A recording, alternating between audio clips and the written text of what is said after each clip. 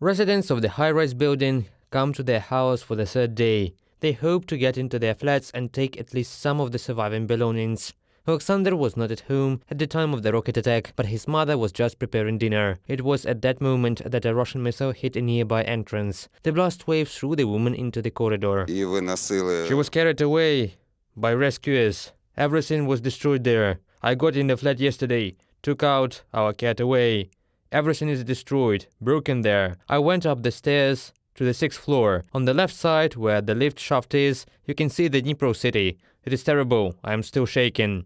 Valentina lives in this house too. She and her husband were at home at the time of the Russian attack. So far, pensioners cannot get into their apartment. Rescuers do not allow them to get it because of the risk of collapse of the structures.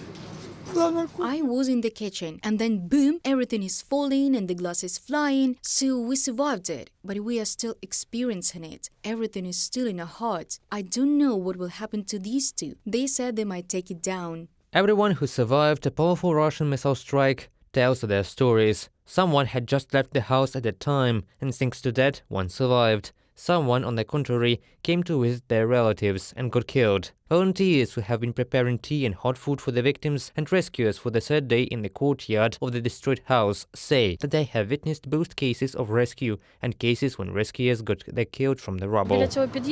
Near this entrance, they searched, and there were large packages for inanimate people. But then they were looking for a small package, because there was only a fragment. There was a small female leg. You can see that it belonged to an adult. The Russian Ha-22 rocket completely destroyed 72 flats. Another 230 were partially broken. For 3 days, rescuers got the bodies of 44 people out of the rubble. Among them were 3 children. The fate of 30 people is still unknown. Residents of Dnipro are bringing children's toys, flowers and light lamps to the bus stop in the front of the destroyed entrance, in memory of those who were killed as a result of the Russian missile attack. Looking at this, there is a lot of hope. Well, it is so cold now. The people were at home. They were not ready for this with all their belongings. Now there are so much emotions. Yesterday, everyone was crying. How was that even possible? Suffering, horror. My husband's employee lost his family. And in general, there is a lot of grief. The Prosecutor General of Ukraine arrived at the site of the terrorist attack committed by the Russian army on the evening of January the 16th. Andriy Kostin said that investigators had already identified every Russian serviceman involved in this war crime.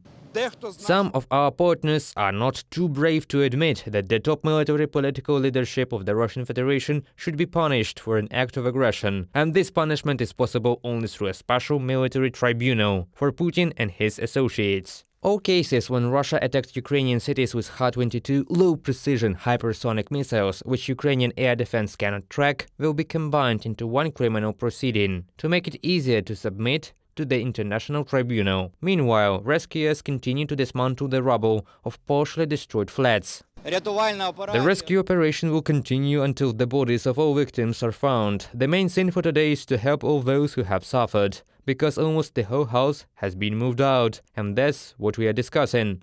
Now there are several options for how we will do it. Most importantly, for now, both the city and the region have prepared many places for temporary accommodation for all families. It is planned to complete the removal of rubble in the city on January the 17th. Reported by Pavlo Shtelmach, Natalia Husak, Volodymyr Shtangilov, UATV News.